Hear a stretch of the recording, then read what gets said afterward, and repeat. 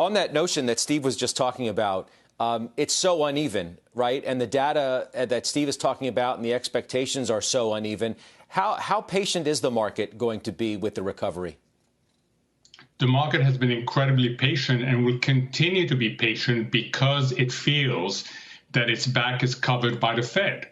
It feels that there's massive liquidity available for financial assets. Having said that, Scott, the big test, and I hope we don't get it, the big test is if you have bankruptcies, if you have capital impairments, if you have what Steve just called structural issues, scars. At that point, the market would be tested in a big way. Well, we already have bankruptcies, and we're likely to get more. And it's hard to imagine an environment that doesn't have some scarring, right? Oh, you're going to definitely get economic scarring.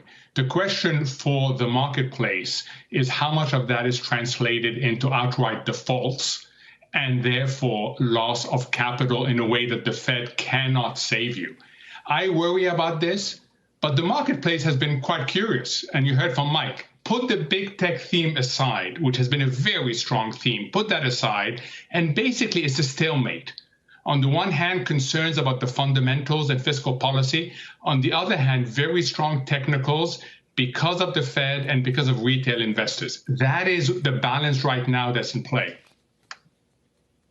But as long as you have the Fed engaged to the degree in which it is, that's not going away anytime soon. I think we can both agree on that. Here we are on the cusp of what we think is a new stimulus package. As long as those two dynamics remain in place, why wouldn't the market remain in a similar place that it's been? Those are the two most important forces. Correct. The question is not whether you have a stimulus package or what I call a relief package rather than a stimulus package. You will. The question is what's happening to people's willingness to spend. And it's going to be really interesting.